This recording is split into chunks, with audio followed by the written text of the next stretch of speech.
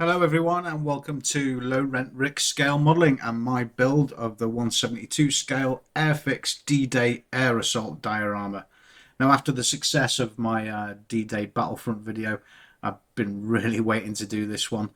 Before we get going, please do consider subscribing. It's completely free and it really helps out small channels like mine. So click that button, get subscribed, leave any links or comments on the video, that really helps too. So let's get going.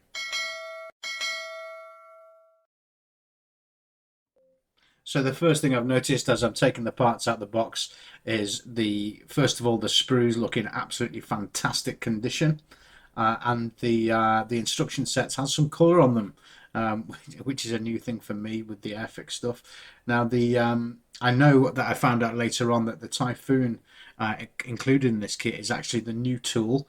So I'm really looking forward to looking at that, and the quality from outside looks really good, sort of reminiscent of a Tamiya or a Edouard kit. It's interesting also that you get the paints and a couple of brushes in with the kit. And as we know, with these sort of kits, we no idea how long the paints have been stored. But on first glance, actually, these ones all look pretty good. I think for the main part, I'll be using a mixture of these and some Vallejo acrylics to get the job done. Mainly brush painting, but with a little bit of airbrush thrown in later on too. Decal sheet looks like it's really good quality, and the instructions, as I mentioned just a minute ago, look like they've had a revamp along with the Typhoon 1B mold, because the instructions just seem a little bit clearer than I'm used to with some of the Airfix, and the addition of some colour really makes a difference.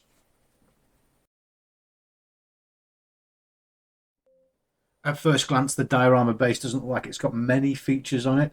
But as we learnt with the D-Day Battlefront, we'll be able to get some good textures on it, get some good concrete and some good grass effects. There's a few tree stumps there to play with as well.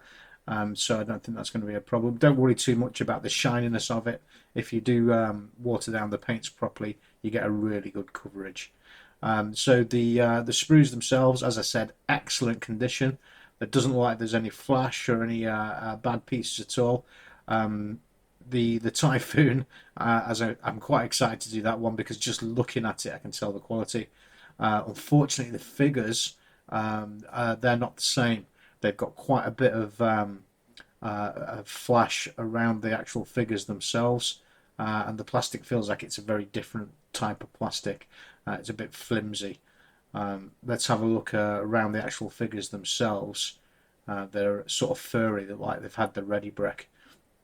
But I know a little method to get that furry flashing off from around them.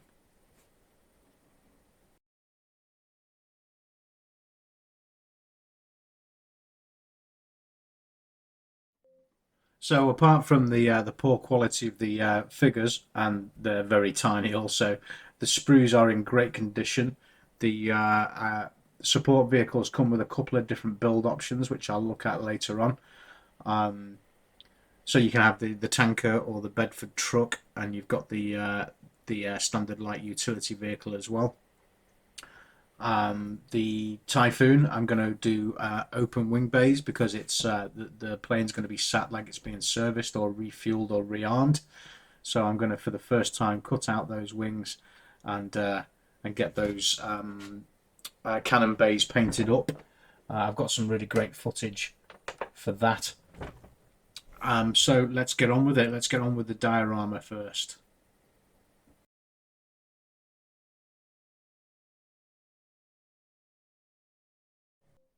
Now the first thing you'll notice is I'm not going to prime the base at all. Now I'm not against primer, I just don't use it. I'm using Vallejo Model Air Paint, watered down. So I'm going to do a few little thin coats rather than a thick one. I keep repeating that, but it's one of the best bits of advice I ever got. And when it comes to primer, if you want to use primer, it does make things easier. I just don't use it because I'm trying to keep costs down, and I don't see any difference in the quality or the effect or the work put in. So I won't be using primer for this, and I rarely use it on any of the models.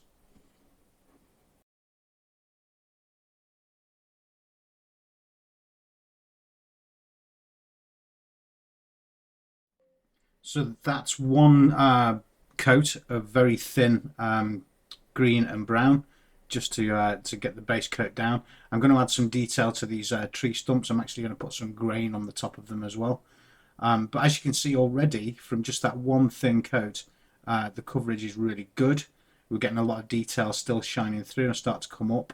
On the tops of the green hills, I'm going to put some a different shade of green to give the impression of height and depth.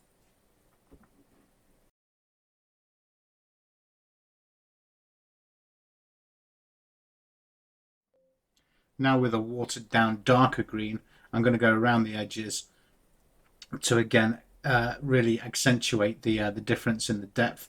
And what you'll start to see now is the parts of the hills will start poking out, and also the lighter shade behind the darker shade will start to shine through and give a real depth and texture to the grass and the hills.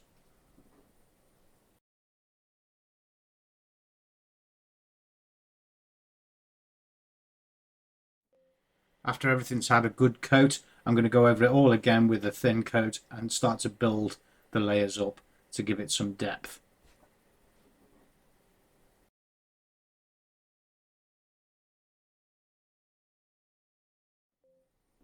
Same method for the tarmac. I'm going to use a background base colour of a nice smooth grey.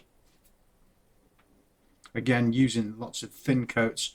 I'm using one of the actual issued paints here that came with the kit, which I've added a little bit of water to, and a nice wide flat brush.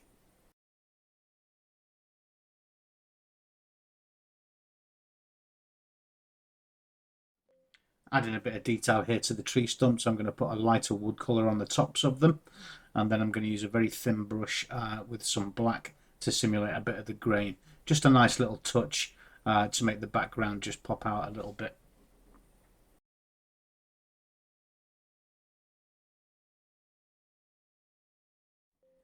This bit that you see going on now is my homemade dryer. I made it out of a DVD rack, an old DVD rack, and an old computer fan. I'll stick a link in the description to my other channel where I've put the instructions of how to build that. Go and check it out. It's really easy to build, and it really speeds up your drying as well if you're up against the clock.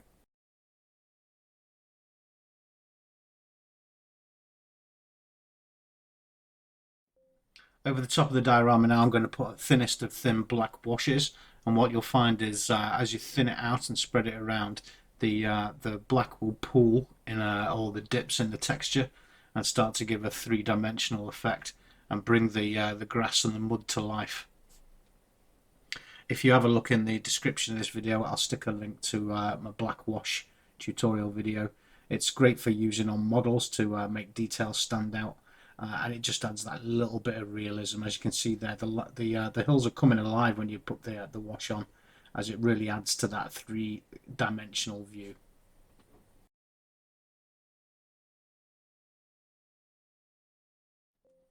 To get the stippled effect on the tarmac, I'm using a piece of old sponge, just dipped into the black and thinned out a bit on a post-it note, just so it doesn't splodge. And what will start to build up is a sort of mottled tarmac look. I think the effect's quite good.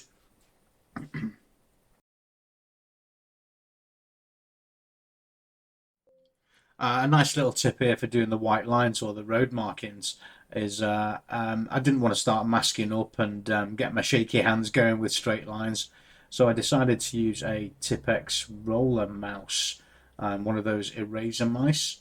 At this scale, the lines come out just about right. It just still requires a steady hand, and they're a little bit shaky, but that just adds to the look that they've been hand painted on. I think it's a great little tip. Let me know what you think in the comments, or if you're going to use it yourself.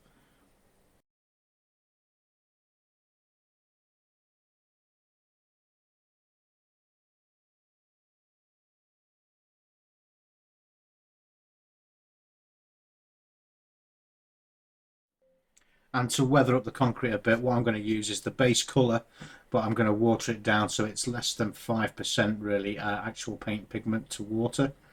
And just go over the white lines and spread it out a little bit, and it takes that brand new look off the white, makes it look like it's used and weathered, and it's slightly older. And you can also use this to just blot out any areas where the black's been a little bit too thick, and to sharpen up the edges of the white lining.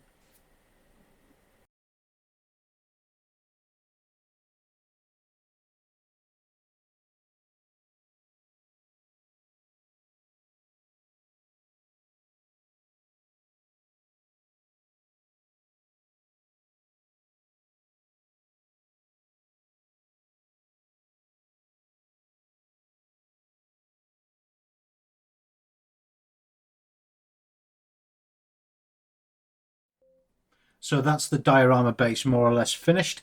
The basic paint is done. I've added some black wash. I may add a little bit more later, but I was really pleased with how it came out, and I managed to get some grain on those tree stumps too.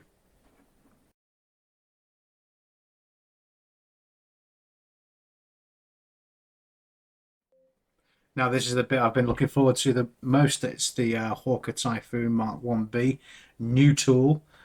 Just looking at the quality of the plastic and the parts, I can tell this is going to be a great build.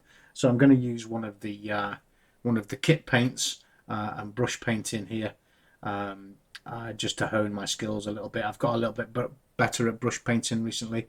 As always, thin those paints down with some water. I like to use the cap as a little palette.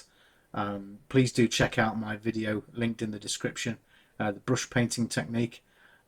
Yeah, get some really good results if you just use nice thin coats, many thin coats instead of one thick one. I keep saying it, but it's just the best way to go.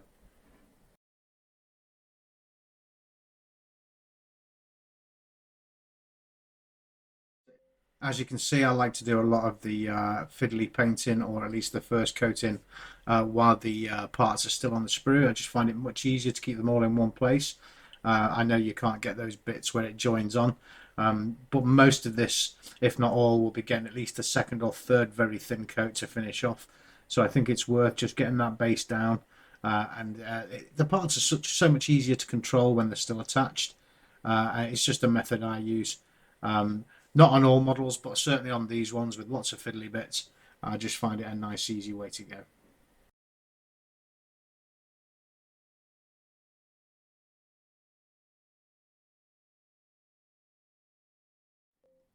Main body colours, I'm using the supplied kit paints, heavily thinned down with water. It looks a bit patchy when it first goes on, but that's the point. It forms a nice coating and a nice base, and then the next layer goes over the top and really starts to layer up the depth of the paint. You get quite a good finish using that method.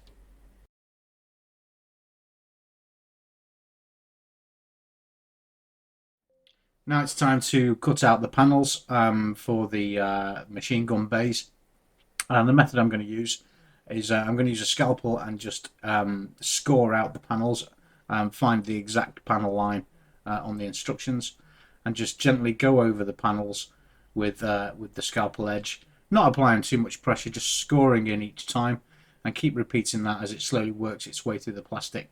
The benefits are you'll get a nice finish on the edges. It'll just require a little bit of sanding back, and of course you won't slip off, um, destroying the wing, or even worse, jabbing the blade into one of your fingers.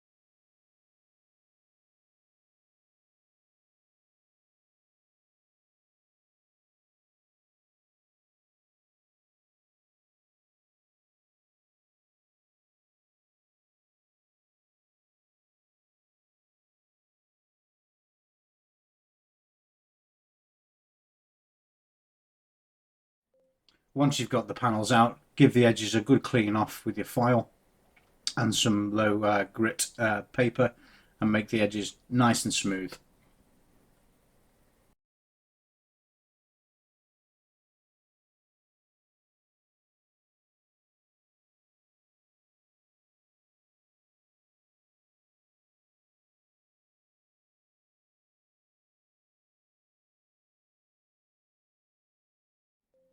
I like to paint the camo freehand because I believe it's one of those techniques that looks great when it's freehand, and the more that you do it, the better you'll get at it. And it's part of the joy of doing the model this way, is to add your own little bit of skill, your own little bit of flair to it. I prefer this method over masking.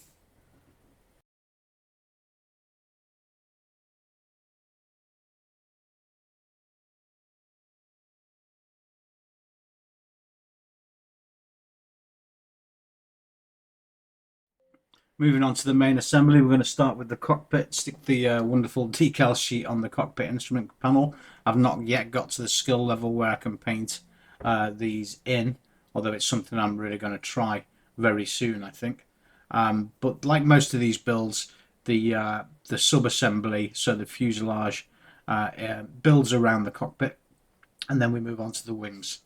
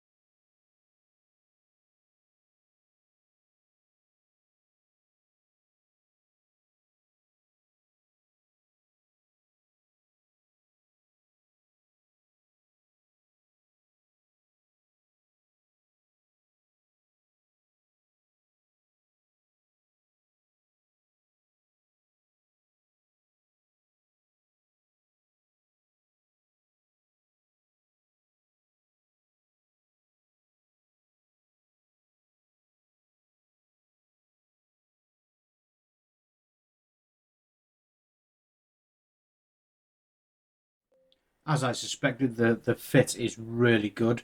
There's very few gaps, if any. The tolerances are all really spot on, and you can feel that actually when you're putting the model together. For those of you that have built plenty of these Airfix kits, sometimes the fit's not quite there, although it's better than some manufacturers. But certainly on this new tool Typhoon, the fit is absolutely perfect.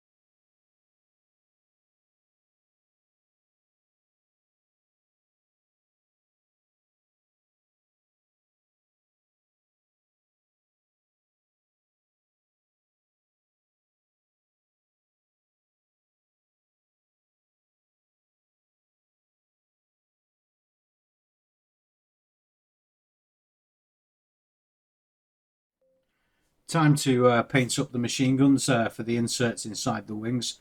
Something I've not done before. Um, I'm not following any sort of scheme or pattern here. What I want is a few contrasting colours to really bring out the detail, but I'm feeling quite free in the way that I paint it up. So I'll choose a few different contrasting colours and get as much detail on this as I can. I've gone in right close with the GoPro here, so you can see what I'm doing.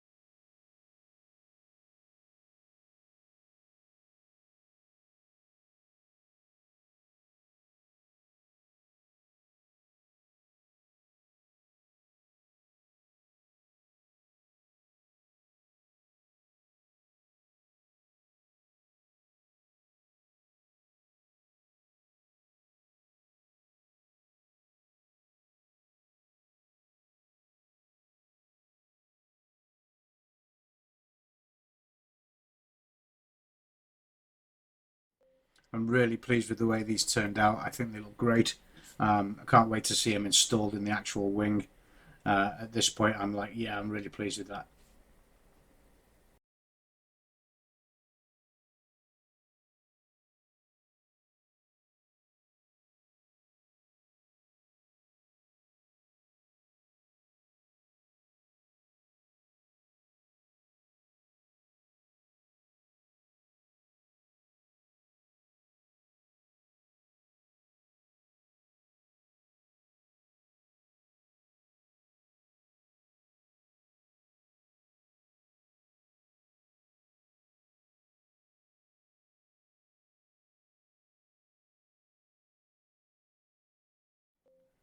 To paint the panel wing doors, I'm just giving them a base coat of the same paint as the exterior underside of the wings. And I'm going to go over it with a black wash. I'm going to put it on quite heavy to begin with, and then sort of wash it out with a bit of water so that the pigment sticks inside all these little structural points in here to give it a lot of depth.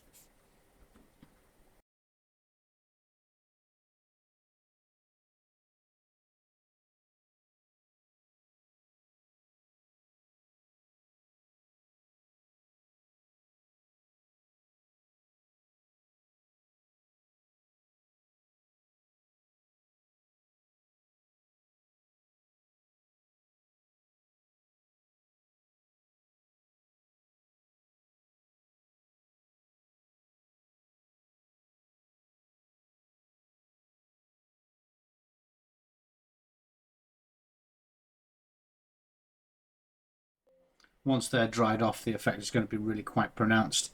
So now it's time to actually move on to getting the machine guns themselves inserted into the slots on the wing to see how good a job or bad a job I've made of actually doing the cutouts.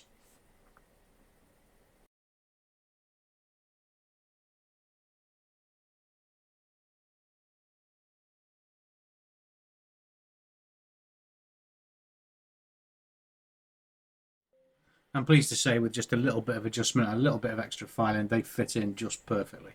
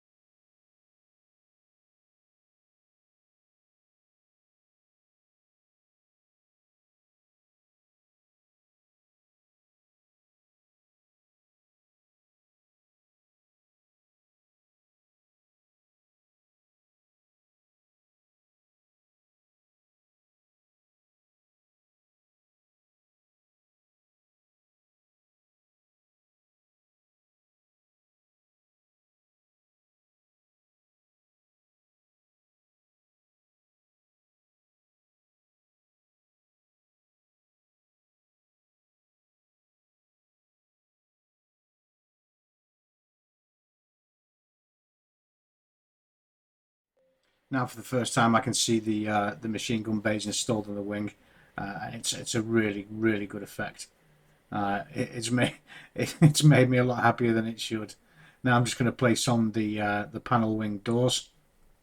Just take a little bit of time to get these perfectly lined up, and make sure, of course, that you get them on the right side because they are slightly wider at one edge than they are at the other. So make sure you've got them the right way around.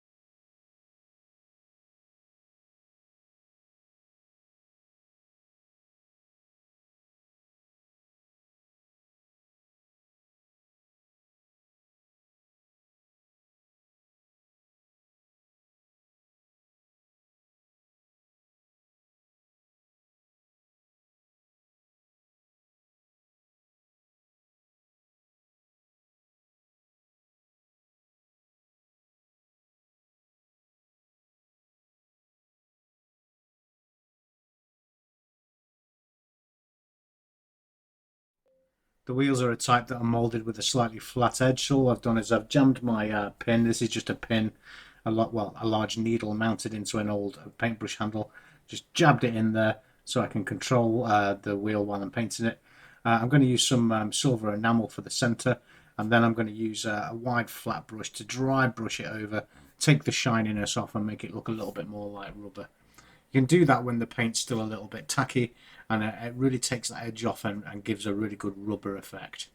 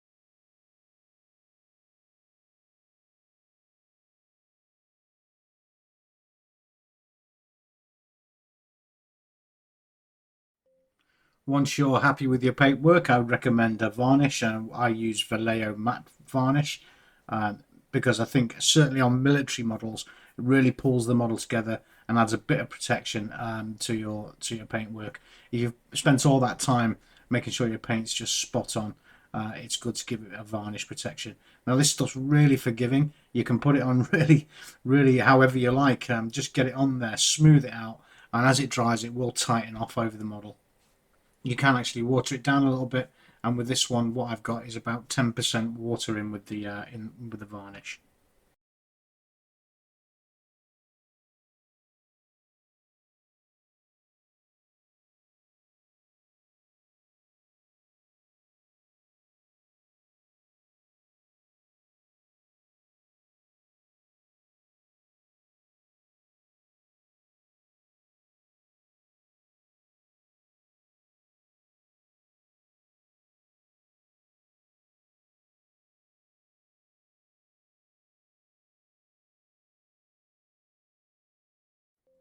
After your varnish is dried, it's just nice to apply a bit of touch up to anywhere you want glossy. So on the nose cone here in the red, I'm just going to apply another coat over the top. Those little details really make the model pop out, and it'll be nice and shiny on the nose cone.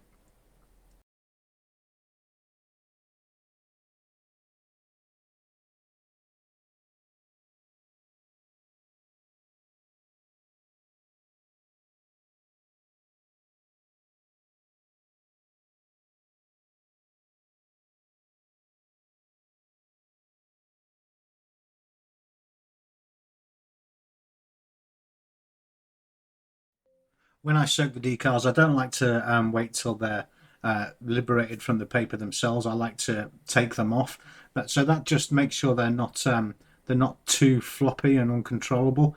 You do run the risk of tearing them on the paper, but I think if you're careful, you get that good balance between them being too flexible, and you can then just do some more adjustments. I use uh, a clean brush with water just to go over the top of the decal, see if it sticks to my hand a little bit there. Just add a bit more water and slowly edge them around the details that you're looking. You can also use the handle of your brush just as a little press to get them moving. These ones can be difficult on the edge of the wing, but if you're patient and you use a bit of water and you just keep working the decal, it will eventually stick round and you can smooth out the wrinkles quite easily.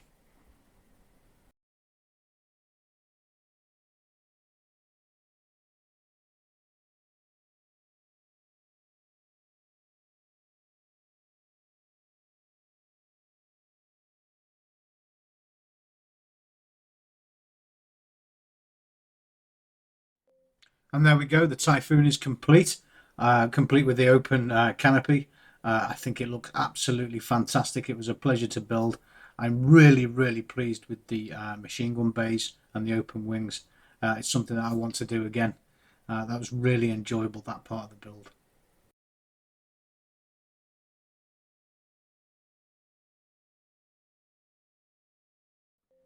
Moving on to the support vehicles, I'm going to use the airbrush to give all the parts a base coat.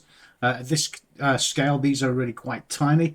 They're quite intricate, and I'd like to see what the effect is. I'm new to airbrushing, so I'm going to put a light colour on all the canvas parts, so that when I apply the darker wash over the top, I should get a little bit of an effect there.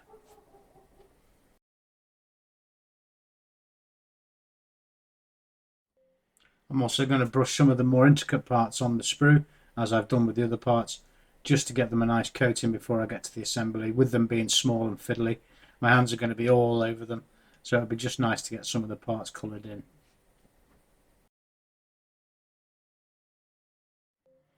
The assembly of these little vehicles is rather straightforward. The sprues are just like the Typhoon; they're in incredible condition. But something to watch out for is that some of the parts are actually on the clear sprue, so the doors are actually clear parts, as is the roof part on the standard Tilly. It's actually a clear part, which I didn't notice at first. So I had to back up a little bit and do a couple of coats on those. So just watch out for that if you do the build yourself. Once the main construction's done, I'm going to go over the top with the colour I've chosen for their final colour. Just thin coats of mud brown. And then I'm going to go over the top again with a little bit of a black wash. There's just one or two very small decals to go on. The black wash has really brought out the canvas effect uh, and made them look a little bit more realistic. I do like a little bit of weathering.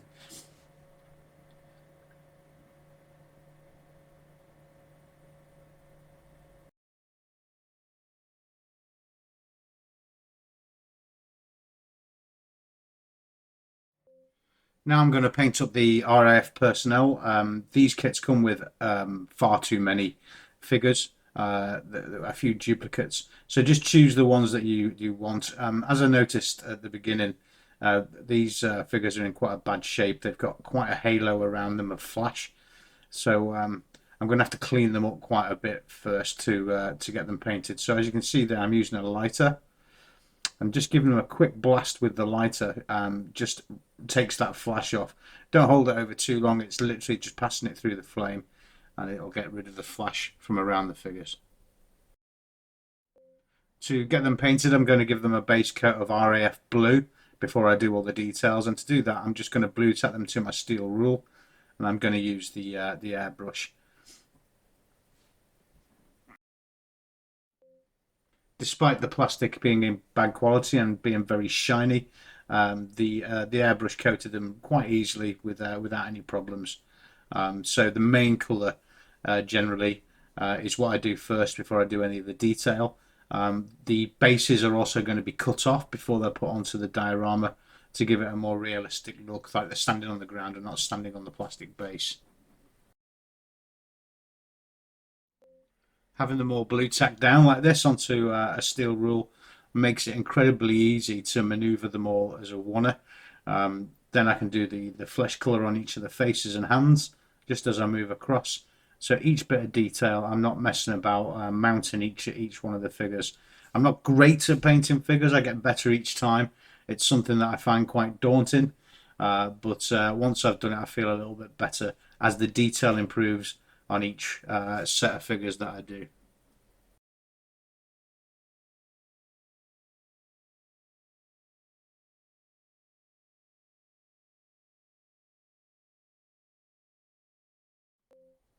Once the figures have dried, I like to go over it again with the detail, just to make sure none of the base coat is shining through, and that the first coat is really set. So I'll go over the faces again, make sure the belts and boots are all done. And in the same way that I do the vehicles or dioramas, I like to go over each figure with a very thin black wash. And what this does is it really makes the material creases and the faces show the features, and stops them looking a lot like mannequins, and really just takes them a bit further towards looking a bit lifelike.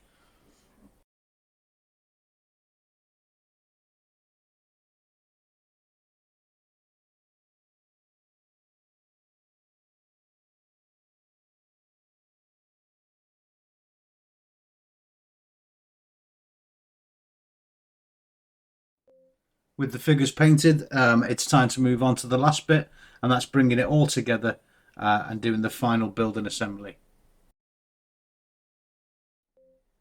Using a sandbag set that was left over from D-Day Battlefront.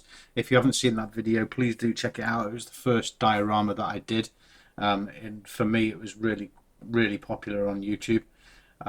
So I'm going to use those sandbags, and I'm also going to use the leftover fuel truck back, so the fuel tank, to make sort of a static fuel tank to go on the runway, because I just wanted that little extra bit that's mine and makes it unique.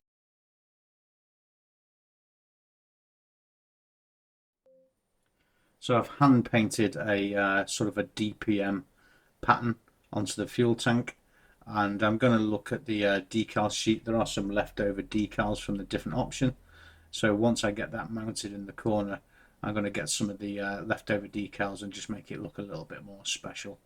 So when it comes to actually placing the vehicles on the diorama, I've got an idea of the way I want it to look. And this diorama is going to be wall mounted, so when I've got them in the right place, I'm actually going to glue them down so that they don't fall off or move about. And with the figures, as I said before, I'm going to cut the bases off to make the feet and the standing position look a little bit more realistic. I really do enjoy this part of seeing it all come together.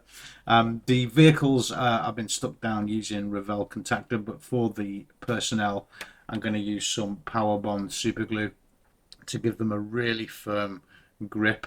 The feet are a little bit uneven when you cut the bases off, and the Power Bond just doesn't let them slip and slide about the place. You may just need to brace them against something just for a few seconds while the Power Bond takes its hold and sets properly.